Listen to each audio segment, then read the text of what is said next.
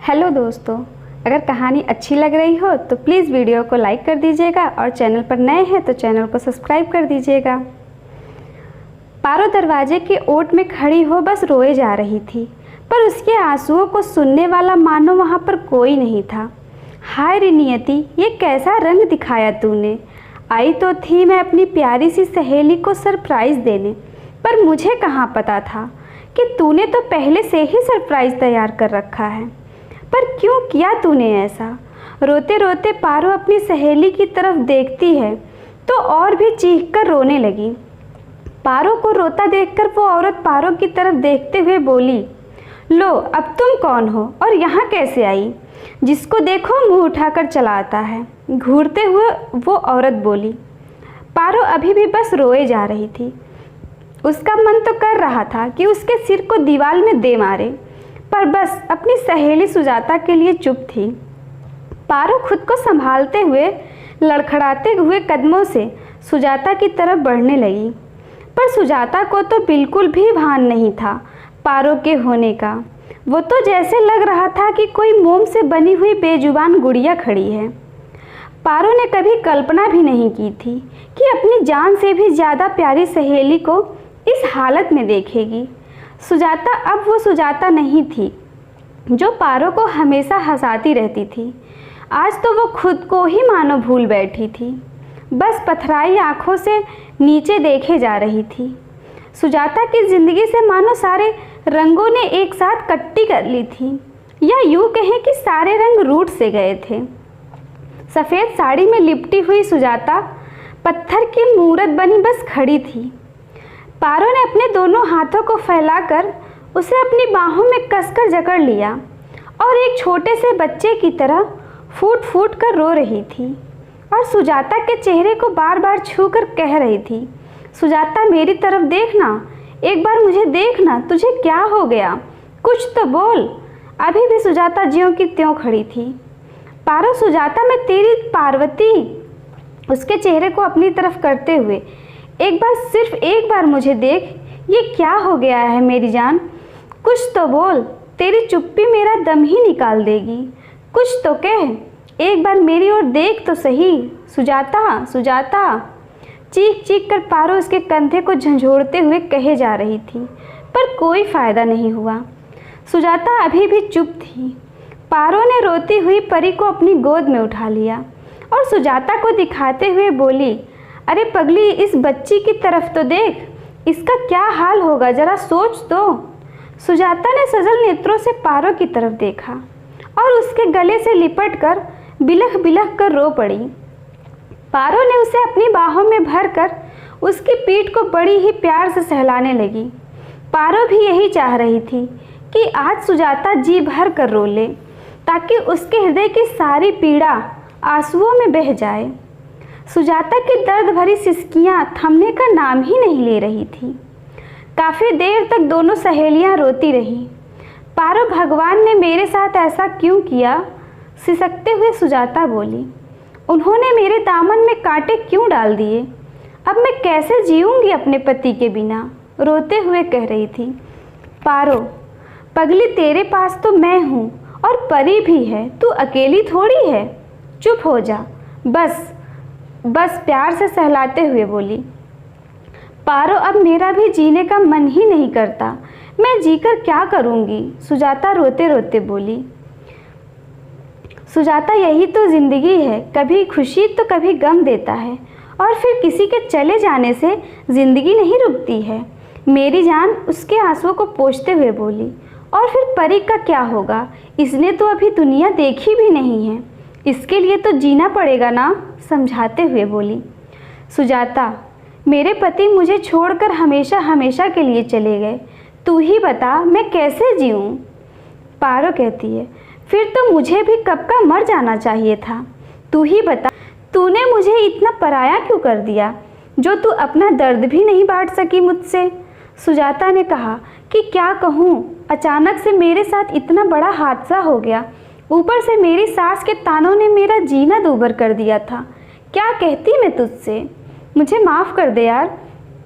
आज पता चला कि ऊपर वाले ने दोस्त क्यों बनाया, तू न होती तो मैं तो मर ही जाती, कहते हुए उसकी आंखें भर आई। पारो ने मस्ती भरे स्वर में कहा, चल चल अब ज़्यादा मुझे चने के झाड़ पर न चढ़ा। पारो अब सारा दिन परी, कान्हा और सुजाता तीनों का ख्याल रखती थी। सुजाता रहती तो थी अपने पिता के घर, मगर उसका सबसे ज़्यादा ध्यान तो पारो ही रखती थी। पारो सुजाता को खुश करने के लिए कुछ न कुछ कहती रहती थी। रोज़ नए नए चुटकुले सुना कर उसे हंसाने की कोशिश करती रहती थी। समय का पहिया अपनी रफ्तार से बढ़ रहा था। वो कहते हैं ना कि टूटे हुए का दर्द सिर्फ एक टूटा हुआ ही समझ सकता है, कुछ ऐसा ही था। पारो जितना सुजाता को समझती थी उतना उसे कोई और नहीं समझ पाता था, और जितना सुजाता समझती थी पारो को उतना कोई और नहीं समझ पाता था। परी और कान्हा दोनों अब एक साथ स्कूल जाने लगे थे। जहाँ सुजाता को पारो का साथ मिला था, वहीं परी को कान्हा का साथ भी मिला था। दोनों एक साथ बड़े हो रहे थे। मजाल था जो परी को कोई चोट पहुंचा दे। कान्हा उसका खुद से भी ज़्यादा ध्यान रखता था। इधर ममता की भी गोद भर गई थी, यानी कि पारो बुआ भी बन गई थी। नीति की प्यार की गाड़ी थी जो मनीष पर ही अटकी हुई थी, और मनीष था जो पारो पर आज भी अटका पड़ा था। नीति के 1000 बार कहने के बावजूद भी वो उससे शादी करने के लिए राज़ी नहीं हुआ। थक हार कर नीति भी कहीं और शादी करने के लिए हाँ कर दी थी। बड़ी ही धूमधाम से उसकी शादी हो गई। मनीष अभी भी पारो का ही पीछा करता और कहता, अरे काहे अपनी ज़िंदगी बर्बाद कर रही हो तुम? हम तुम्हारी राह में फूल बिछाना चाहते हैं और तुम हो कि कांटों को गले लगाए बैठी हो। मान भी जाओ ना। अरे हम तो तुमसे शिद्दत वाला प्यार करते हैं भाई। पारो भी बदले में कसकर चांटा लगा देती और कहती कि वो क्या है ना कि हम तुमसे शिद्दत वाला नफरत करते हैं, खुद को रोक ही नहीं पाते हैं तुम्हें पीटने से। मनीष अपने लाल लाल गालों को सहलाते हुए कहता, हाय कितना फ़र्क है ना हम दोनों की चाहत में। मुझे तुम्हें याद करने से फुर्सत नहीं मिलती, और एक तुम हो जो मुझे याद करने की फुर्सत नहीं मिलती। पारो भी बदले में कह देती कि हाय दिल का हाल बताना नहीं आता, ऐसे किसी को तड़पाना नहीं आता, इसीलिए तो तुम्हारे गालों पर लगाते हैं हम चाटा, क्योंकि तुम्हारे नरम नरम गालों को तड़पाना नहीं आता। अपने दांतों को पीसते हुए गुस्से में कहती, अजय धन्य हो गए गाल मेरे, कम से कम इसी बहाने आपने छुआ तो सही। और आवारगी से भरी हुई मुस्कान लिए चला जाता। पारो अपने सर को पकड़े हुए कहती कि हे गंगा मैया, ये किस तरह के पागल से पाला पड़ा है मेरा। धीरे धीरे पारो की उम्र भी करीब 35 साल की हो चुकी थी, पर वो अब भी पहले से भी ज़्यादा खूबसूरत दिखती थी। जो लोग पारो को ताने देते हुए नहीं थकते थे, वही लोग अब तारीफ करते भी नहीं थकते थे। पारो की सब मिसाल देते थे कि देखो बिना पति के और ऊपर से किसी पराये के बच्चे को भी कितनी प्यार से पाल रही है।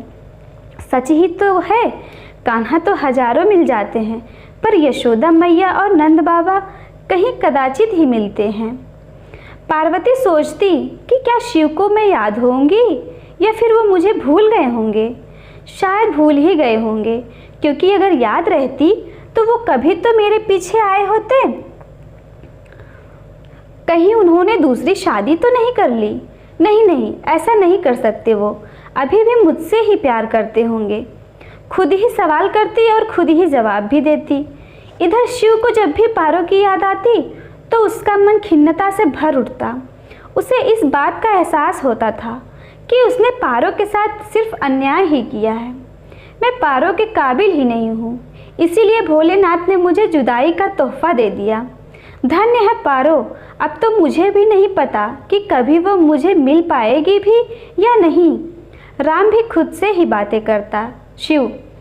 एक दिन पारो और सुजाता दोनों ही मंदिर में बैठी हुई आपस में ही मस्ती करते हुए बोली, सुजाता, यार पारो, एक विचार आया है मेरे मन में, कहूँ क्या? पारो, हाँ बोलना। सुजाता, क्यों ना कान्हा और परी की शादी कर दें? तिरछी निगाहों से पारो को देखते हुए बोली। पारो बोली, हाँ क्यों नहीं, पर याद रखना मैं तो तुझे बड़ा ही परेशान करूँगी। समझ ले, आखिरकार समधन जो रहूँगी अकड़ते हुए और अपनी पलकों को झपकाते हुए बोली, और फिर दोनों ही खिलखिलाकर हंस पड़ी। इधर शिव भी कभी कभार कान्हा से मिलने चुपके से पहुंच जाता था। धीरे धीरे ये कभी कभार का सिलसिला रोज में तब्दील हो गया था, क्योंकि शिव को भी कान्हा से प्यार हो गया था। और भला कैसे ना हो, कान्हा था ही ऐसा। आखिर बच्चे किसे अच्छे नहीं लगते। एक कान्हा ही तो था जिसकी कड़ी सीधा पारों से जुड़ी हुई थी। शायद यही वजह थी जो शिव कान्हा से बिना मिले नहीं रह पाता था। रत्ना ने गौर किया कि आजकल ये कहीं तो जाता है, अपनी भौहें सिकोड़ते हुए सोचते हुए, मुझे पता करना ही पड़ेगा, कहीं ये उस पार्वती से तो मिलने नहीं जाता। रत्ना मन ही मन ऐसा विचार कर एक दिन शिव के पीछे पीछे चल दी। उसने देखा कि शिव एक बच्चे से मिल रहा है, वो भी बड़े ही प्यार से उसे चूम रहा है। रत्ना ने विचार किया कि आखिर ये कौन हो सकता है। चलो आज पूछूंगी इस नालायक से। अपने कमर पर हाथ रखकर आंखें गोल घुमाते हुए बोली। रात में जब शिव वापस आया तो रत्ना माँ ने सीधे दो टूक में पूछा कि वो बच्चा कौन था। पहले तो शिव चौंक गया, उसके चेहरे के रंग बदल गए। फिर हड़बड़ाते हुए कहा, बच्चा? कैसा बच्चा? ये आप क्या कह रही हैं? रत्ना माँ, ज़्यादा बहाने ना बनाओ, तुम्हें अच्छे से पता है कि मैं क्या कह रही हूँ। शिव क्या कहता, उसने सोचा कि ये बात क्यों कहूँ कि वो बच्चा किसी और का है। उसने कहा कि वो मेरा और पारो का बेटा कान्हा है। रत्ना माँ को तो मानो बहुत ही बड़ा झटका लगा हो। वो चौंक गई थी कि ये कब हुआ। शिव ने कहा कि पारो ने इस बारे में कुछ भी नहीं बताया, पर रत्ना माँ तो रत्ना माँ ही थी, बड़ी ही चतुर और बड़ी ही शातिर दिमाग की थी। रत्ना माँ ने कहा कि देखो, तुम ना खुद को ज़रूरत से ज़्यादा चालाक और मुझे बेवकूफ़ तो नहीं समझना। मैं ना कहती थी कि वो लड़की ठीक नहीं है। देख लो, तुम भी आ गई उसकी सच्चाई सामने ही। मुंह टेढ़ा करके गुस्से में रास रचा रही होगी किसी और के साथ, जिसका परिणाम वो बच्चा है। शिव बस करो माँ, झुझलाते हुए बोल पड़ा। न जाने क्या दुश्मनी है आपकी पारो से। उसको घर से निकालने के बावजूद भी आप उसके पीछे पड़ी रहती हैं। रत्ना माँ आग बबूला होते हुए बोली, क्या कहा? मैंने घर से निकाला? शिव सहजता से, हाँ, लाया भी तो नहीं आपने। मैं पागल बंद आँखों से वही करता रहा जो आप चाह रही थी, पर अब नहीं माँ, वो बच्चा मेरा और पार्वती दोनों का है और रहेगा भी। आपको इसमें पढ़ने या बोलने की ज़रूरत नहीं है। कहते हुए शिव बाहर निकल गया। रत्ना माँ को समझ आ गया था कि शिव अब कुछ भी सुनने वाला नहीं है, अतः वो भी चुप हो गई। शिव को पारो की फिक्र थी और प्यार भी था। उसे इस बात का भी एहसास था कि वो उसके साथ अन्याय ही कर रहा था, पर फिर भी उसने अपनी तरफ से एक कदम भी पारो की तरफ नहीं बढ़ाया। अगर वो चाहता तो अभी भी सब कुछ ठीक हो सकता था, पर उसने कोशिश भी नहीं किया। इधर पारो भी शिव का इंतज़ार कर रही थी। शिव अगर उसकी तरफ एक कदम बढ़ाता तो पारो 2 कदम बढ़ाती, पर नहीं, दोनों जुदाई का दर्द तो सह ले रहे थे, पर मजाल था जो अपने अहंकार को एक बार पीछे छोड़कर आगे बढ़ जाएं। पारो को लगता था कि मैं तो एक औरत हूँ, क्या शिव मुझे लेने नहीं आ सकते? और अगर उनको मेरी ज़रूरत नहीं है तो मुझे भी नहीं है, पर मैं खुद से तो जाऊँगी नहीं।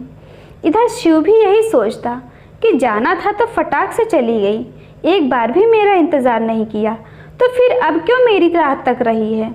जैसे गई थी वैसे ही चली आई होती तो क्या बिगड़ जाता उसका। दोनों ही अपने अपने अहम को बखूबी पाल रहे थे। पारो ये आस लगाए बैठी थी कि शिव एक बार पुकारे तो सही, मैं भागी भागी चली जाऊंगी। शिव को लगता था कि जैसे गई थी वैसे ही चली आए। क्या ये उसका घर नहीं है? एक बार अगर जाने का मन भी बनाता तो क्या करे, मर्द वाली फीलिंग यानी उसकी मर्दानगी बाहर आ जाती थी। इधर पारो और सुजाता दोनों अब धूप और छाँव की तरह साथ साथ रहती, और कान्हा और परी की भी अच्छी दोस्ती हो गई थी। बेचारा मनीष अपना एक तरफा प्यार लिए पारो के इर्द गिर्द घूमता रहता था। अब तो उसकी जवानी भी ढल रही थी, एक एक बाल अब सफ़ेद हो रहे थे, पर मजाल था जो वो हार मान ले। मनीष खुद को देवदास और पार्वती को पारो समझता था, जो भले ही किसी और की हो चुकी थी, पर रहेगी तो देवदास की ही। यही कारण था जो कि उसने किसी से शादी नहीं की। मनीष का रास्ता उसके घर से होकर पारो के घर तक ही था। सारा दिन आवारा बंजारा बन घूमता रहता था। मनीष पैंट शर्ट पहनता और गले में मफलर लपेटे खुद को मनोज कुमार समझता था। पैरों में मामूली सा सैंडल पहने हुए रहता था। मुंह में पान गुटखा चबाता रहता था। पारो और सुजाता दोनों ही अपने बच्चों को लेने स्कूल जा रही थी क्योंकि छुट्टी का समय हो गया था। पारो हंसती हुई अपनी ही धुन में मस्त चली जा रही थी कि तभी सामने मनीष आ धमका और अपने बालों में उंगलियों को घुमाते हुए बोला, अजी एक नज़र जरा हम पर भी डालिए। कह देते हैं हाँ कसम से मर ही जाएं हम आपकी कातिलाना नज़रों से। धीरे धीरे पारो को आदत हो गई थी मनीष की इन ओछी हरकतों की। उसने भी बड़ी ही अकड़कर जवाब दिया कि हाय मनीष के बच्चे, नालायक, बेशरम, बेगैरत, कमीने, मेरे दिल का भी कुछ ऐसा ही हाल है। कसम से मन तो करता है कि तुम्हारा खून पी जाऊं, नज़रों से नहीं तेज धार वाली चाकू से तुम्हें मार ही डालूं। बड़ी बड़ी आंखें घुमाते हुए और अपने दांतों को पीसते हुए बोली, अरे यार पारो, एक बार मेरे बारे में अपनी राय को बदल कर तो देखो। मुझसे भी बुरे लोग पड़े हैं इस दुनिया में, कभी घर से बाहर निकल कर तो देखो। पारो कुछ नहीं बोली और चुपचाप अपने रास्ते पर चल दी। मनीष ने बड़े ही शाहरुख खान वाले अंदाज में चिल्लाकर जाती हुई पारो से कहा, ओए सुन पगली, तुझसे अच्छे तो मेरे दुश्मन हैं जो कहते हैं तुझको छोड़ेंगे नहीं। मनीष हंसते हुए बोला। पारो ने अनसुना करते हुए कहा, पागल कहीं का, इसे एक पूरी दुनिया में मैं ही मिली थी। सुजाता को मस्ती सूझी। उसने कहा, यार ये खुद को शाहरुख खान समझता है, पर एक बात तो है यार, प्यार बड़ी शिद्दत वाला करता है, मानना पड़ेगा, देवदास बना फिरता है। तिरछी निगाहों से पारो को देखती है और अपने जीभ को दांतों से दबाते हुए बोली। पारो न जाने कितने चाटा उसकी पीठ पर मारने लगी और सुजाता की हंसी मानो रुकने का नाम ही नहीं ले रही थी। बेरंग सी जिंदगी पड़ी है, चलो थोड़ा सा रंग भरते हैं, दर्द भरी जिंदगी में थोड़ा सा मस्ती करते हैं। सुजाता को तो पार्वती को चिढ़ाने में बड़ा ही मज़ा आता था और पार्वती को ये बात भली भांति समझ आता था, इसीलिए वो भी उसकी बातों पर गुस्सा होने की झूठ मूठ की नाटक कर देती थी। सुजाता का इस तरह से बेपरवाही से खुलकर हंसना पारो के हृदय को गदगद कर देता था। चलो कम से कम मुझे चिढ़ाने से ही तो खुलकर एक छोटे बच्चे की तरह खुश हो जाती है, वही मेरे लिए काफ़ी है पगली। पारो गौर से सुजाता को देखती हुई सोचती है। सोचते हुए उसके होठों पर हल्की मुस्कान और आंखों में नमी थी। तभी सुजाता की नज़र उससे जा टकराई और बोली, ओए क्या हुआ मैडम, मुझ में मनीष तो नहीं दिख रहा है ना? आंखों को झपकाते हुए बोली पारो। जी नहीं बदमाश कंपनी। सुजाता अपने सीने पर हाथ रखते हुए ऊपर देखकर बोली, हे भगवान, फिर तो बच गई मैं। पारो मतलब क्या है तेरा? घूरते हुए बोली सुजाता। अरे तू फिर से चंडी अवतार धारण करती और त्रिशूल लिए मेरे पीछे पड़ जाती। सुजाता को तो पार्वती को चिढ़ाने में बड़ा ही मज़ा आता था। पारो रुक जा, तू रुक जा, अभी बताती हूँ सुजाता की बच्ची, कहते हुए अपने पल्लू को कमर में डालते हुए दौड़ पड़ी। आगे आगे सुजाता और पीछे पीछे पारो। थोड़ी ही देर में दोनों ही थक कर रुक गई और ज़ोर ज़ोर से हाँफने लगी। सुजाता एक हाथ सीने पर और दूसरा हाथ कमर पर रखते हुए, हाय यार पारो, अब न भागा जाएगा, लगता है उम्र का तगाजा है, हम बूढ़े हो रहे हैं, कहते हुए दोनों ही हंसने लगी। पारो प्यार से सुजाता की तरफ देखते हुए उसके कंधे पर हाथ रखते हुए बोली, यार पगली, तू न बस ऐसे ही हंसती रहा कर, तुझे देखकर मुझे बड़ा ही सुकून मिलता है, क्योंकि तेरे सिवा मेरा और कोई हमदर्द नहीं है। कहते कहते दोनों ही भावुक हो एक दूसरे से लिपट कर रो पड़ी। सुजाता, तू नहीं होती तो मेरा क्या होता, पता नहीं, शायद अब तक तो मैं जिंदा भी नहीं होती। पारो के हाथों को अपने हाथों में लेकर बोली। पारो, पागल है क्या? मैंने तो जो भी किया है ना, अपना फ़ायदा देखकर किया है। सुजाता, अच्छा भला वो कैसे मैडम? पारो, वो ऐसे कि तू ना होती तो मैं भला अकेले कैसे रहती? सच में यार, हम दोनों भले ही अलग अलग हैं, पर कहीं ना कहीं हमारे रास्ते तो शायद एक ही हैं और शायद नसीब भी एक सी ही है। सुजाता, पारो एक बात बोलूं, तूने मेरे लिए वो किया है जो मेरा कोई सगा भी नहीं कर सकता था। तू मेरे लिए क्या है ये तो बस मेरा भगवान ही जानता है। कहते हुए उसका गला रुंध गया।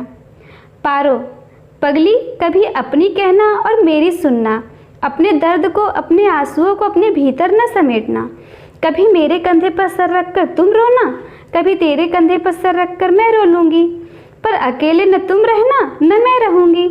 सबसे खास बात याद रखना, आज से किसी की न तू सहना न मैं सहूँगी। हम साथ साथ जिएंगे और मरेंगे भी साथ ही। पार्वती और सुजाता दोनों का रिश्ता खास था, थोड़ा तीखा और थोड़ा मीठा सा था। दोनों ही एक दूसरे की सुख और दुख की सहेलियां थीं। दोनों ही अपने अपने बच्चों को अच्छी परवरिश और संस्कार देने में संलग्न हो गई थी। खुद के बारे में सोचने के लिए उनके पास अब कोई वजह नहीं थी। इधर शिव भी भरसक यही प्रयत्न करता कि जितना भी हो सके उतना वो कान्हा के लिए करेगा। कान्हा के कपड़े, फीस, कॉपी, किताबें, एक एक चीज़ की खास ध्यान देता था। जैसा कि शिव ने पारो को बताने से मना किया था, कान्हा ने उसे कभी नहीं बताया था। पारो को कभी कभी शक होता तो कान्हा बड़ी ही आसानी से जवाब देता कि मामा ने दिलवाया। पारो मान भी जाती थी। धीरे धीरे वक्त बीत रहा था। दोनों बच्चे अब बड़े हो रहे थे। परी जवानी की दहलीज पर पांव रख चुकी थी। देखने में तो क्या ही कहना, दूध सी उजली थी।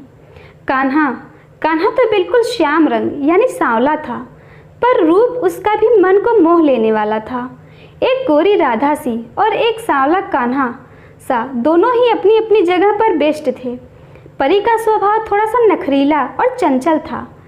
कान्हा बिल्कुल शिव का दूसरा रूप लगता था। पार्वती खुश थी कि उसका बेटा बिल्कुल अपने पिता पर गया है, पर कहीं न कहीं उसे ये डर भी लगता था कि कहीं कान्हा भी शिव की तरह उसे छोड़ न जाए। नहीं, मेरा बेटा मुझे कभी नहीं छोड़ेगा। मुझे पूर्ण विश्वास है अपने परवरिश पर। ऐसा नहीं, वैसा नहीं, इन्हीं सब ख्यालों से पार्वती थोड़ा अधीर हो जाती थी।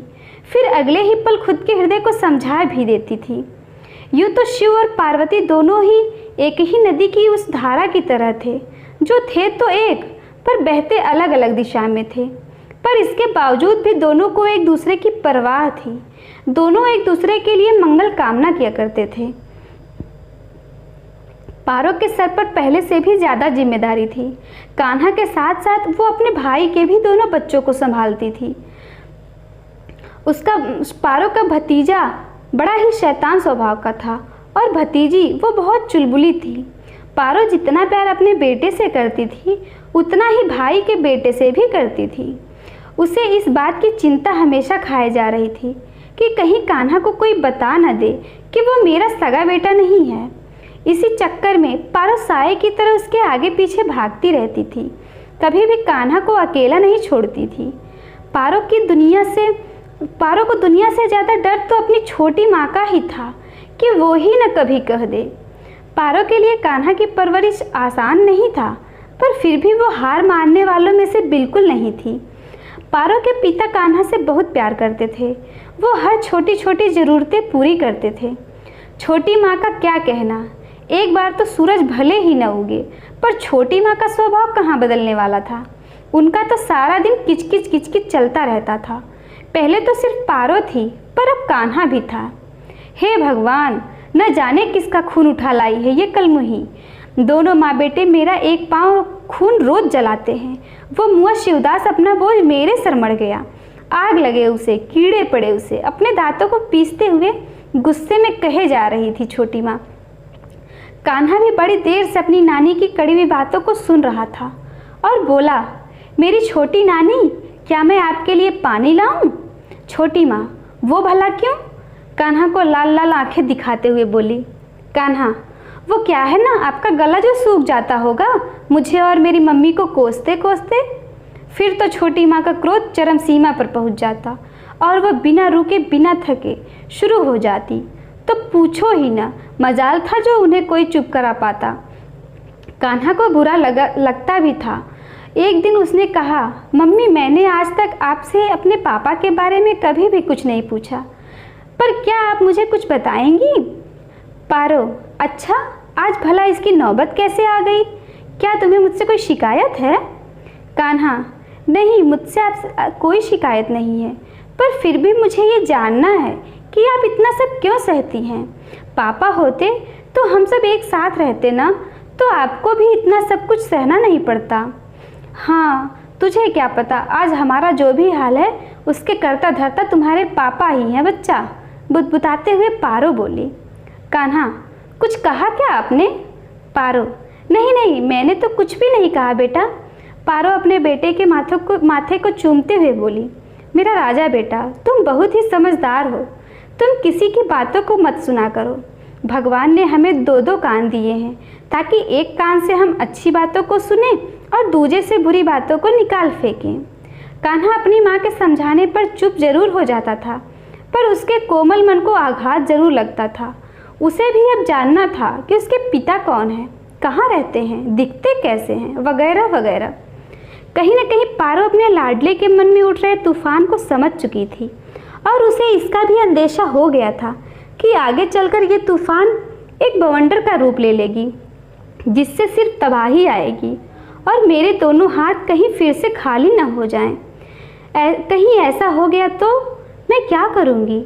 हे गंगा मैया, हे भोले बाबा, राह दिखाइए प्रभु, आगे मैं क्या करूं? क्या मुझे उसके पिता यानी शिव के बारे में बता देना चाहिए? पर क्या बताऊंगी? ये बताऊं कि किस तरह से मैं उसके पिता के घर को छोड़ आई, या फिर ये कि कैसे मेरी एक छोटी सी भूल की सज़ा कभी न खत्म होने वाली सज़ा बन गई? क्या कहूँ? पार्वती कलेजे पर मानो एक साथ कई थपेड़े पड़ रहे थे। उसे घुटन सी महसूस हो रही थी, मानो उसकी सांसें रुक रही हों। पहली बार उसे लग रहा था कि जिस तरह से वो अपने प्यार से हार गई, उसी प्रकार कहीं अपनी ममता से न हार जाए, अपनी परवरिश से न हार जाए। पर सोचने के सिवाय कर भी क्या सकती थी, सिवाय इंतज़ार के। एक दिन कान्हा बिट्टू के साथ घर के बाहर ही खेल रहा था। खेल खेल में ही बिट्टू को चोट आ गई और वो रोने लगा। बिट्टू का रोना सुनकर छोटी माँ भागती हुई बाहर आई और आओ देखा न ताओ, न ही कुछ पूछा, बस कान्हा के कान पकड़कर तेजी से ऐंठने लगी और बोली, नालायक, बददिमाग, पागल कहीं का, मुझे तो पहले से ही पता था तेरी माँ तुझे इसी दिन के लिए उठा लाई है।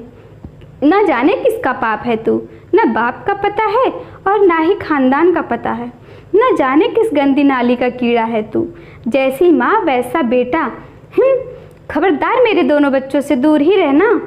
कान्हा के रोने और चिल्लाने का तो उन पर असर ही नहीं था, बस अपनी आंखें बड़ी बड़ी और लाल लाल करके कान्हा पर बरस रही थी। बड़ी मुश्किल से कान्हा ने खुद को छुड़ाया और वहीं पर बैठकर रोने लगा और सोचता कि उसे नानी गंदी नाली का कीड़ा और नाजायज क्यों बोलती रहती है। उसका कोमल मन इन सब बातों से आहत हो उठता। फिर वह जैसे तैसे खुद को संभाल लेता। उसके मन में हजार तरह की बातें उठती थी। उसे अपनी नानी पर बहुत क्रोध भी आता, पर अपनी मम्मी के लिए चुप हो जाता था, क्योंकि उसे इतना तो पता ही था कि मेरी मम्मी मेरे लिए ही सबके ताने सुनती रहती है। कान्हा का रंग हल्का भले ही था, पर एक बार जो पड़ती थी नज़रें उसके चेहरे पर तो जल्दी से हटती भी नहीं थी। हल्की सी मूँछों की रेख उसकी सुंदरता में चार चांद लगा रहे थे। उसकी आंखों का गहरा काला रंग और लाल लाल होंठ गजब ढा रहे थे। उसे सबसे ज़्यादा अपने आप से प्यार था।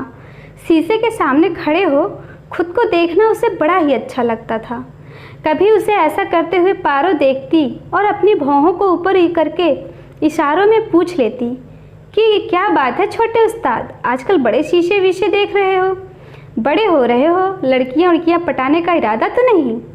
कहते हुए पार्वती गुदगुदी करने लगती और कान्हा का गाल और भी लाल हो जाता। दोनों हंस हंस कर लोटपोट हो जाते। धीरे धीरे कान्हा अब 9वीं कक्षा में आ गया था। पहले से भी ज़्यादा सुंदर, स्मार्ट और समझदार हो गया था। वो जब भी शीशे के पास से गुजरता तो बस खुद को ही एक फ्लाइंग किस करता और आंखें मारता। अपने काले करली बालों में उंगलियों को घुमाते हुए कहता, उफ, क्या ही कहें इस आवारा पागल हवा को, आजकल इसे भी मुझसे जलन सी होने लगी है, जो मेरा हेयर स्टाइल बिगाड़ने चले आते हैं। आंखें मारता हुआ कहता और मुस्कुराते हुए चला जाता। उसकी इस अदा पर पारो भी खुशी के मारे फूली नहीं समाती थी। वो सोचती कि एक समय ऐसा था जब उसे भी आईने के सामने बैठकर खूब सजना संवरना बड़ा ही पसंद था।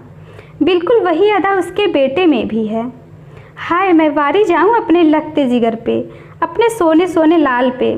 अपने हाथों से जोरों की चुम्मी देती और अपने हाथों को वार कर नज़र उतारती थी पारो और मुस्कुराते हुए आगे बढ़ जाती।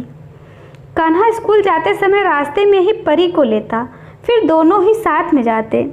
कान्हा बड़ी ही स्टाइल मारते हुए परी के घर पर दरवाजे से ही आवाज़ देता, ओ मेरी प्यारी हॉट हॉट नानी। क्या परी तैयार हुई? नानी, जा बेटा अंदर जाकर देख ले, खिलखिलाकर हंसते हुए कहती। कान्हा बाहर से ही आवाज़ देता, अरे ओए नौटंकी, जल्दी कर। हाँ, मेरे पास बिल्कुल भी समय नहीं है तेरे लिए, बाहर आ। परी दो चोटियां बनाई हुई स्कूल की यूनिफॉर्म पहने दोनों पैरों को पटकते हुए बाहर चली आती और तुनक कर कमर पर हाथ रख कहती, हाँ हाँ तो चला जाना, तुझे कौन सा मैं बुलाती हूँ। कान्हा, अरे वो तो मम्मी बोलती है ना कि तुझे लेकर ही जाऊँ, बस इसीलिए। और चल जल्दी, नाटक न कर। दोनों ही पूरे रास्ते लड़ते झगड़ते जाते। दोनों की मीठी मीठी नोक झोंक देखकर सुजाता और उसकी माँ दोनों ही खुश हो जाती थी। उन्हें उन पर गुस्सा नहीं, खूब प्यार आता था। दोनों एक ही कक्षा में पढ़ते थे। उनके साथ में पढ़ने वाले अधिकांश बच्चों को तो यही लगता था कि दोनों भाई बहन हैं, और कहीं न कहीं टीचर को भी यही लगता था। पढ़ाई में कान्हा का मन बिल्कुल भी नहीं लग रहा था। लगता भी कैसे? घर का जो माहौल था वो बद से बदतर होता जा रहा था। वो क्लास में बैठे बैठे बस यही सोच रहा था कि आखिर कब तक हमें इस तरह से दूसरों के रहमो करम पर जीना पड़ेगा। आखिर कब तक उसकी माँ को और उसे दुनिया भर के ताने और आलोचनाएं सुनने और सहने पड़ेंगे। उसके लिए बस स्कूल एक ऐसी जगह थी जहाँ पर उसकी नानी के ताने नहीं सुनने पड़ते थे। परी भी इस बात को समझती थी, पर करे भी तो क्या। स्कूल से छूटने के बाद भी कान्हा घर नहीं गया, क्योंकि उसको घर में न ही शांति मिलती और न ही सुकून। ऊपर से तानों का जो बौछार होता वो किसी तलवार की धार की तरह उसके कोमल और सुकुमार हृदय को बार बार काटता। इसलिए वो अपना ज़्यादा से ज़्यादा समय बाहर ही बिताता था। स्कूल से छूटते ही कान्हा ने कहा, परी तुम घर जाओ, मैं थोड़ी देर बाद आ जाऊंगा। परी, अच्छा पर क्यों? कान्हा, बस ऐसे ही, मेरा मन नहीं है। परी, पर मासी माँ पूछेंगी तो मैं क्या कहूँगी? कान्हा, कह देना किसी दोस्त के साथ हूँ। परी ठीक है कहकर चली गई।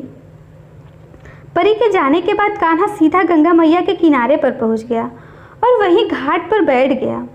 गंगा मैया की मनोहर छवि उसकी आँखों को बड़ी ही ठंडक देती थी। उसकी चांदी से चमकती हुई लहरें उसे अलग ही आनंद देती थी, मानो वो एक पल के लिए वो अपने सारे दुख दर्द भूल जाता। गंगा किनारे घाट पर बैठकर बालू को अपने हाथों में लेकर उड़ाकर कान्हा खेल रहा था कि तभी उसकी नज़र शिव पर पड़ी, जो पान की दुकान पर बड़े ही मस्त अंदाज से खड़े हो पान चबा रहा था। कान्हा ने सोचा कि अरे ये अंकल यहाँ पर क्या कर रहे हैं? मैं जाऊँ क्या उनसे बात करूँ? कहीं वो बुरा तो मान जाएंगे तब। अरे नहीं, ऐसा नहीं है। इन अंकल ने तो खुद ही मुझसे कहा था कि जब भी मुझे उनकी ज़रूरत महसूस हो मैं चला आऊँ। कान्हा खुद ही अपने दिल और दिमाग के भंवर में हिलोरे ले रहा था। थोड़ी देर में कान्हा पहुँच गया शिव के पास। शिव के पीछे से कान्हा ने कंधे पर हाथ रखते हुए कहा, अंकल जी, ओ अंकल जी, आप यहाँ क्या कर रहे हैं?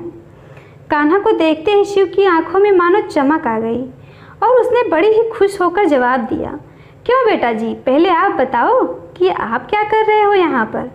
शिव ने कान्हा के बालों से खेलते हुए और अपनी पलकें झपकाते हुए कहा। कान्हा थोड़ी देर चुप हो, फिर बोला, वो ऐसे ही, बस मन किया तो चला आया। शिव, मम्मी ने मारा क्या? कान्हा उदासी से, नहीं अंकल जी, मम्मी तो न ही कभी मुझे मारती हैं और न ही डांटती हैं, बस ऐसे ही पढ़ाई का प्रेशर है, बस कुछ नहीं। कान्हा ने अपने मुंह को बनाते हुए कहा। शिव, अच्छा चलो बढ़िया है, मैं तो रोज़ ही आता हूँ अपने दर्द को भुलाने के लिए। कान्हा, अच्छा क्या आपके पास भी दर्द है? शिव कान्हा के प्यारे और मासूम चेहरे को गौर से कुछ यूं देखने की कोशिश करने लगा, मानो वो कान्हा के आंखों में पढ़ने की कोशिश कर रहा था, पर फिर हंस पड़ा। शिव ने लंबी और गहरी सांस लेते हुए कहा, जी हाँ बेटा जी, इस पूरी दुनिया में ऐसा एक भी व्यक्ति नहीं है जिसे कोई दर्द नहीं है। दर्द की नैया पर तो हर कोई सवार है, बस सूरत सबकी अलग अलग है। कहते कहते शिव थोड़ा सा भावुक सा हो गया था। कान्हा की तरफ देखता बस फटाक से अपने चेहरे के भाव को बदलकर हंसने लगा और कान्हा के बालों को अपने हाथों से फहराते हुए कहा, ओए छोटे उस्ताद, क्या बात है, आज बड़े ही सीरियस मूड में हो? क्या बात है, थोड़ा सा परेशान से हो? कान्हा मुंह बनाए बस नीचे की ओर देख रहा था और अपने पैरों की उंगली से बालों को रगड़ रहा था। शिव ने फिर से उसके कंधे पर हाथ रखकर कहा कि क्या बात है बेटा, मुझे नहीं बताओगे? क्या तुम अभी भी मुझे अपना नहीं समझते? जो कान्हा अब तक एकदम से शांत होकर नीचे देख रहा था, अचानक से शिव के गले से लिपटकर रोने लगा और बस रोता ही रहा। शिव भी उसे अपने बाहों में भर लिया और प्यार से उसके पीठ को सहलाने लगा, पर उसकी हिम्मत नहीं हो पा रही थी कि अपने बेटे से सब कुछ बता दे। बस हालात के हाथों खुद को बेबस और मजबूर समझ रहा था। कान्हा के आंसू उसे भीतर तक आहत कर रहे थे, उसे तकलीफ दे रहे थे, पर करे भी तो क्या करे? आखिर कान्हा की मम्मी के हालात के जिम्मेदार भी तो वही हैं। आज पारो जो कुछ भी सह रही थी, जो कुछ भी झेल रही थी, उन सब तकलीफ़ों का जिम्मेदार शिव खुद को ही समझ रहा था। कान्हा से कैसे कहे? थोड़ी देर तक रो लेने के बाद कान्हा ने खुद को संभालते हुए कहा, अंकल जी सॉरी, मैं थोड़ा भावुक सा हो गया था। आपको देखकर मुझे लगा कि मैं आपसे लिपट कर रो लूँ, बस इसीलिए। कहते कहते अपने आंसुओं को पोंछने लगा।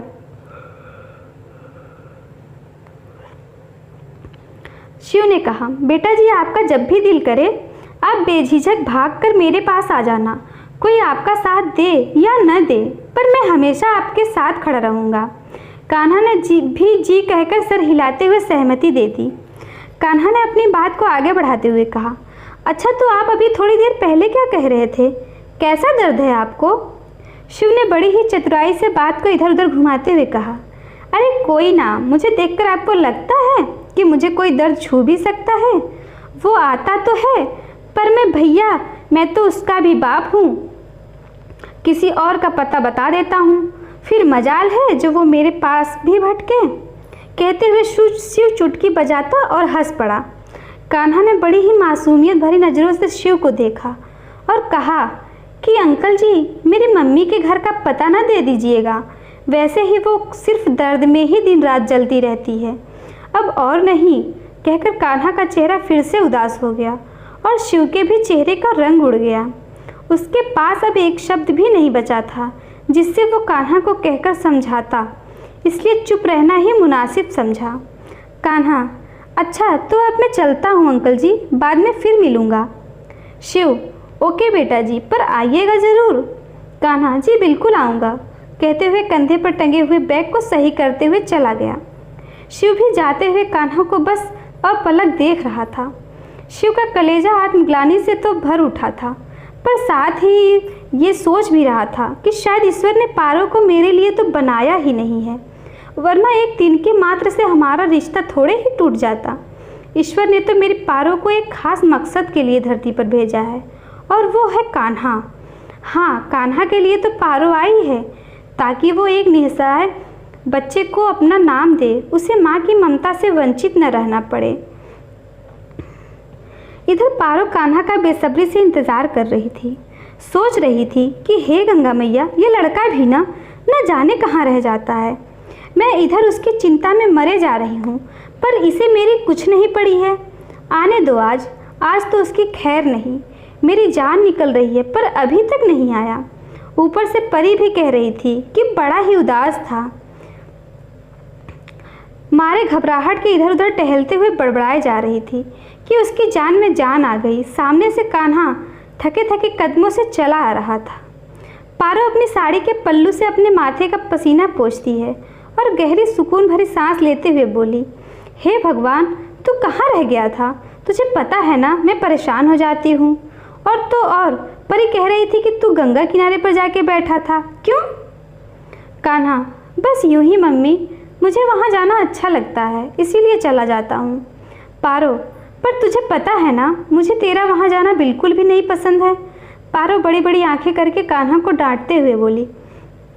कान्हा, पर क्यों? मैं नहीं जा सकता हूँ, मुझे वहाँ पर जाना अच्छा लगता है मम्मी, थोड़ा सा तेज आवाज़ में बोला।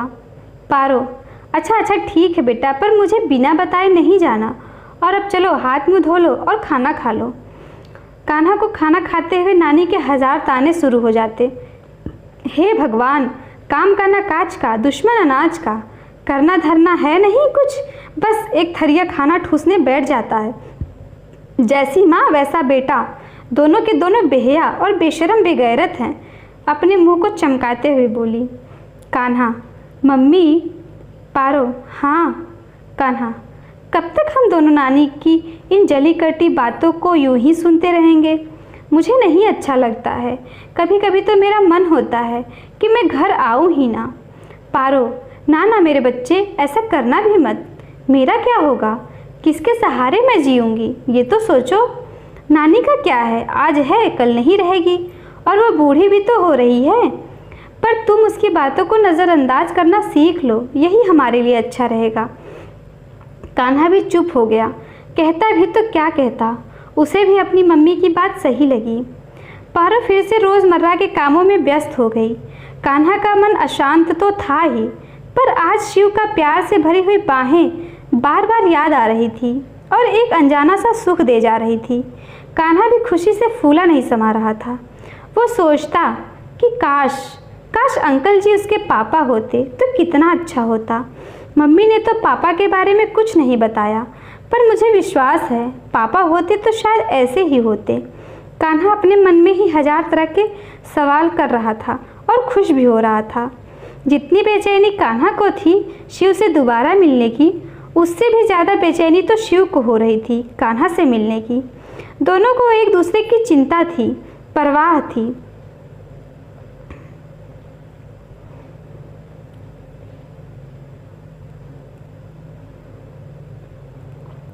पारो और सुजाता संध्या पूजन के लिए मंदिर में पहुंच गई और धूप दीप जलाकर आरती करती और वहीं पर घंटों तक बैठकर कुछ दुख बांटती तो कुछ सुख बांटती। सुजाता ने कहा, यार एक बात बोलें? पारो, बोलना। सुजाता, यार मनीष नहीं दिख रहा आजकल, न जाने क्या बात है, नहीं तो किसी न किसी बहाने से यहीं पर पहुंचा रहता था। पारो, एक लगाऊंगी खींचकर, सारी बत्तीसी बाहर आ जाएगी। तुझे बड़ी ही फिक्र है उस नौटंकी की। सुजाता, नहीं, तुझे मैं चिढ़ा नहीं रही हूँ, सच कह रही हूँ। यार पारो, वो दिल का बुरा नहीं है, चल ना एक बार उसका हाल चाल पूछते हैं। पारो, यार कहीं वो मेरे हाल चाल पूछने का मतलब कुछ और ही ना निकाल ले। मैं नहीं जाऊँगी, तू ही चली जा। कहते हुए पारो बोली, अब चल कुछ काम निपटा लूँ, नहीं तो ममता अकेली पड़ जाएगी। सुजाता अपने घर की तरफ चली गई और पारो अपने घर की तरफ। पारो को भी अब मनीष की चिंता सताने लगी थी कि सही तो कह रही थी सुजाता, हमें भी इंसानियत के नाते देखना ही चाहिए कि आखिर क्यों मनीष दिखाई नहीं दे रहा है। चलो कल पता करती हूँ। ऐसा विचार कर पारो अपने काम में जुट गई। अगले दिन पारो नित्य कर्म से निवृत्त हो पूजा पाठ कर भगवान को भोग लगाकर अपने बेटे कान्हा को स्कूल के लिए तैयार कर सुजाता के घर पहुँच गई और बोली, सुजाता तू सही कह रही थी यार, सच में अब तो मुझे भी मनीष की चिंता हो रही है कि क्या ही बात है जो बहुत दिनों से नहीं दिखा। हुआ कुछ भी हो उसकी वजह से हम दोनों ही सुरक्षित हैं, क्योंकि उसके डर से किसी की हिम्मत नहीं थी कि वो हमारी ओर बुरी नज़र से देखे। माना कि सही तो वो भी नहीं था, पर फिर भी उसने अपनी सीमा को कभी भी नहीं लांघा, वरना मैं उसकी भला क्या बिगाड़ लेती।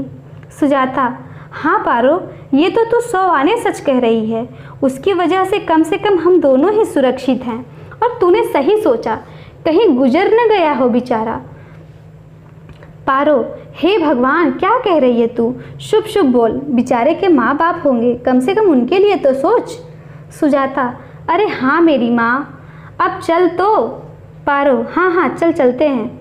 दोनों अभी कुछ ही दूर पर चलती हैं कि पारो अचानक से रुक गई और बोली, यार कोई कुछ और ही न समझ ले, क्या हमें जाना चाहिए? पारो के मुख पर चिंता के भाव साफ साफ झलक रहे थे। सुजाता, तू चिंता न कर, कौन सा ये सब हमें कुछ नहीं कहते हैं, जहाँ इतने ताने सुने हैं 2-4 और सही, तू चल। पारो फिर से चलने लगी। थोड़ी दूर जाकर फिर से रुक गई। सुजाता, अब क्या हुआ, तू रुक क्यों गई?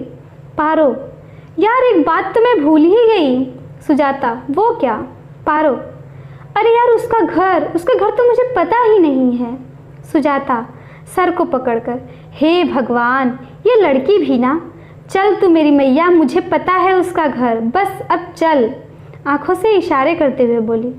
पारो और सुजाता थोड़ी ही देर में मनीष के घर पर पहुंच गई। दोनों ही डरी सहमी सी मनीष के घर में प्रवेश करती हैं। पर ये क्या, मनीष के घर के हालत तो बड़े ही खराब से दिख रहे थे। सारा सामान इधर उधर बिखरा पड़ा था, मानो महीनों से झाड़ू ही न लगा हो। अजीब सी एक तरफ ढेर सारे जूठे बर्तन पड़े हुए थे, मानो 1 हफ्ते से साफ न किए हों। अजीब सी दुर्गंध भरा हुआ था कमरा। चारों तरफ नजरें घुमाते हुए सुजाता ने कहा, यार ये घर है या गौशाला? कहीं गलत जगह तो नहीं आ गए हम दोनों? ये यहाँ रहता है? लगता है अकेले ही रहता है, बेचारा, इसके घर में कोई स्त्री नहीं है। पारो, तुझे कैसे पता? सुजाता, इस घर की हालत तो देख, किसी स्त्री के होते हुए तो ये गति कदा भी न होती। भैया मैं तो कहती हूँ लौट चलब।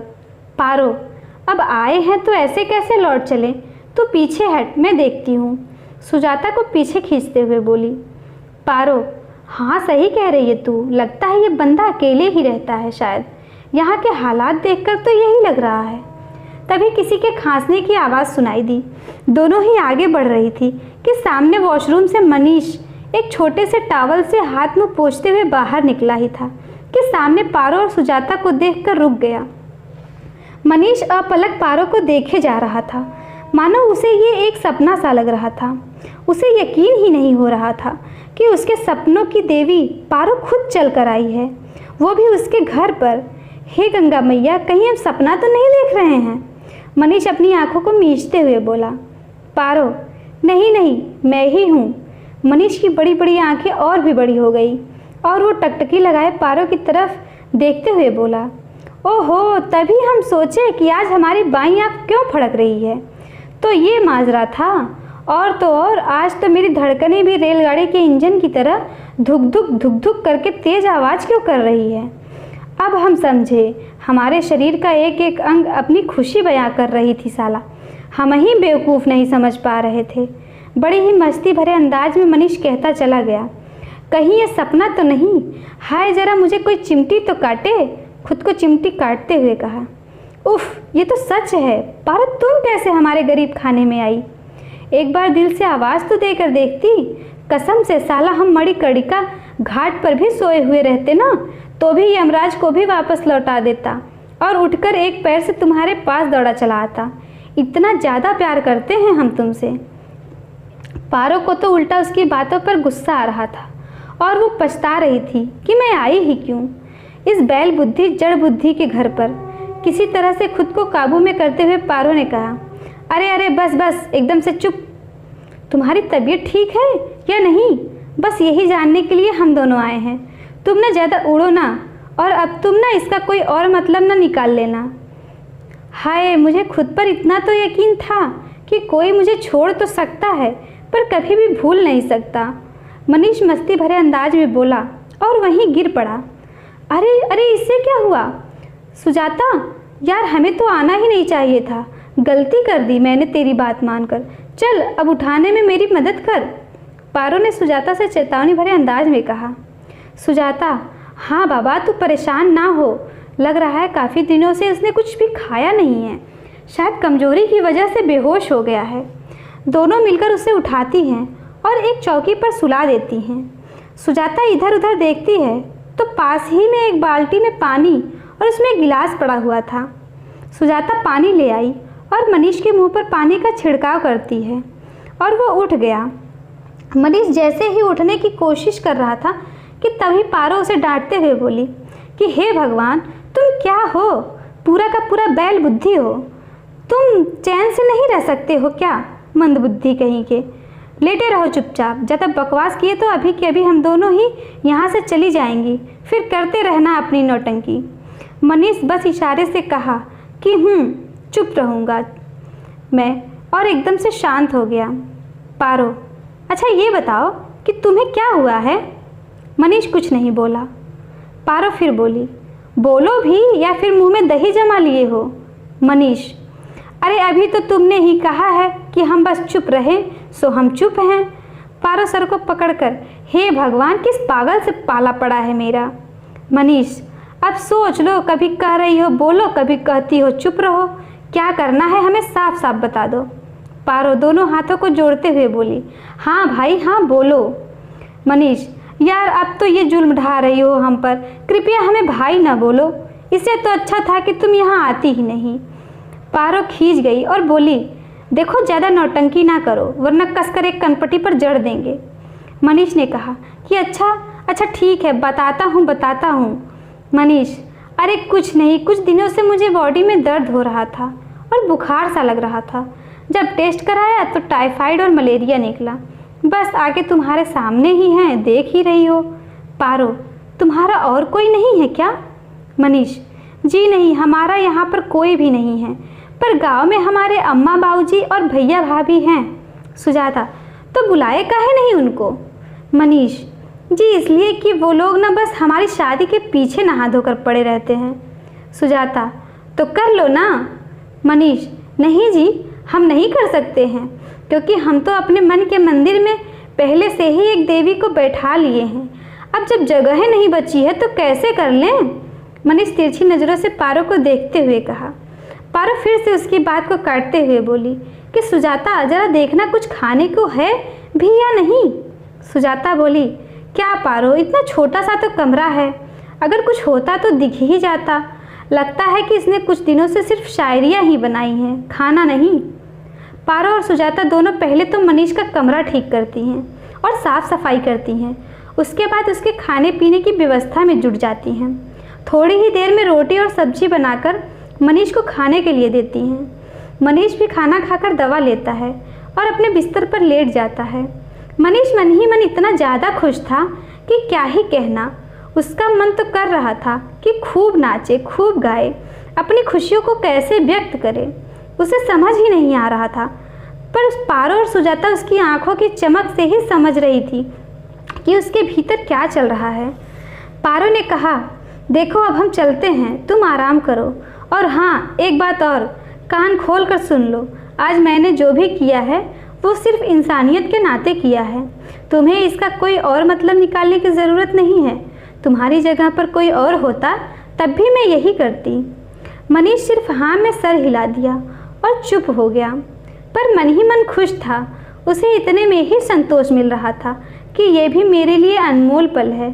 तुम मुझे प्यार करो ये ज़रूरी नहीं, मेरा एक तरफा प्यार भी मेरे लिए काफ़ी है। पारो और सुजाता दोनों ही तेज कदमों से अपने घर की तरफ चल दी। इधर मनीष के दिल में मानो सातों सुरों ने एक साथ तार छेड़ दिया था। मन ही मन सोच रहा था कि चलो कम से कम इतना तो पता चला कि पारो मेरी परवाह करती है। काश ये परवाह प्यार में बदल जाता तो कितना अच्छा होता। अपने सपनों की दुनिया में मनीष मस्ती से खो गया था और कब उसे गहरी नींद आ गई उसे पता ही नहीं चला। पारो और सुजाता दोनों ही सीधे बाहर मंदिर में भी बैठ गई। तेज तेज चलने की वजह से उनकी सांसें फूल रही थी और माथे से पसीना टपक रहा था।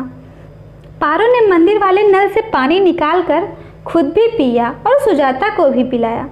पारो, यार सुजाता, मुझे ना तेरी बात माननी ही नहीं चाहिए थी। सुजाता, अच्छा वो भला क्यों? पारो, अरे देखी नहीं उस बैलबुद्धि मनीष को, कहीं वो हमारी सहायता को कुछ और ही ना समझ ले। अगर ऐसा हुआ तो हम क्या करेंगे?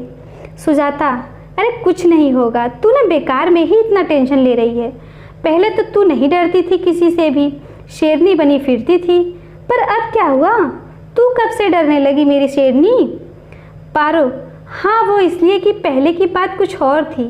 पहले तो मैं अकेली थी, पर अब अकेली नहीं हूँ। तू तो जानती है कि हमारे समाज में पति के द्वारा छोड़ी गई औरतों की क्या दशा होती है। कीचड़ में औरत गिरे या फिर कीचड़ उछलकर औरत पर पड़े, दोनों ही सूरत में कीचड़ पड़ता तो औरत पर ही है ना। पति की मृत्यु हो जाए तो अलग बात है, लेकिन पति छोड़ दिया है तो मानो वही औरत के लिए अभिशाप बन जाता है। न जाने किस तरह का हमारा समाज है, अकेली औरत को न जीने देता है और न ही मरने देता है। राह चलते हंसो मत, कोई देखेगा तो क्या सोचेगा। शादी से पहले पिता और भाई की बंदिशें, शादी के बाद तो सास ससुर, पति और न जाने किन किन रिश्तों की बंदिशों से बांध दी जाती है नारी। पति के बाद पुत्र के बारे में सोचना पड़ता है। तो जानती है सुजाता, मैं बड़े से बड़ा दर्द सह सकती हूँ, पर अगर कभी कान्हा ने मुझे कुछ कह दिया तो मैं सह नहीं पाऊंगी, मैं तो मर ही जाऊंगी। कहते हुए पारो फूट फूट कर रो पड़ी थी। रोती हुई पारो को सुजाता अपने कलेजे से लगाकर रोने लगी और बोली, बस कर पगली, तू रोती हुई बिल्कुल भी अच्छी नहीं लगती, हमेशा हंसती रहा कर। कहते कहते उसके गालों से आंसुओं को पोंछने लगी। सुजाता, पारो तू चिंता मत कर, क्या सारे दुख भगवान ने तुझे ही देंगे? कान्हा ऐसा कुछ भी नहीं करेगा, मुझे पूरा भरोसा है। पारो और सुजाता दोनों एक दूसरे से लिपटकर भावुक हो गई और दोनों एक दूसरे को बेहतर समझती थी। अच्छा, तो अब मैं चलती हूँ, तू अपना ख्याल रखना पारो, कल फिर मिलूंगी। शायद परी भी आ गई होगी स्कूल से। कहते हुए सुजाता चली गई। पारो ने भी उसे अलविदा कहा और वापस में घर में आ गई। पापा बाहर ही बैठे थे। पारो ने उनका हाल पूछा, फिर घर में चली गई और ममता को आवाज़ देने लगी, ममता, ओ ममता, कहाँ हो भाई, क्या कर रही हो? इस तरह से पारो की आवाज़ देने पर ममता बाहर आ गई। पारो ने नोटिस किया कि आज ममता की तबीयत कुछ ठीक नहीं लग रही है। उसने पूछा, पारो, क्या बात है छोटी, तू परेशान सी दिख रही है, तेरी तबीयत तो ठीक है ना? ममता, जी हाँ दीदी, बस थोड़ी सी तबीयत ठीक नहीं है, कुछ अजीब सा लग रहा है। पारो गौर से देखते हुए, अरे छोटी, ये तुम्हारी आँखों को क्या हुआ है? ममता इधर उधर देखते हुए हड़बड़ाते हुए बोली, कुछ नहीं, कुछ भी तो नहीं। पारो, अच्छा तो फिर जरा मेरी ओर तो देख। ममता, अरे नहीं दीदी, आप बेकार में ही परेशान हो रही हैं, मैं बिल्कुल ठीक हूँ। पारो ने कहा, चलो अच्छा है, पर अगर मुझसे तुम्हें कुछ भी बताना हो तो बेझिझक बता सकती हो। ममता ने कहा, दीदी आप ही का अच्छा है, कम से कम आपको घर की चार दीवारी में घुटना नहीं पड़ता है। पारो ने भी मुस्कुरा दिया, पर वो समझ रही थी कि ममता कुछ तो था जो छुपा रही है। इसके आगे की कहानी अगले भाग में।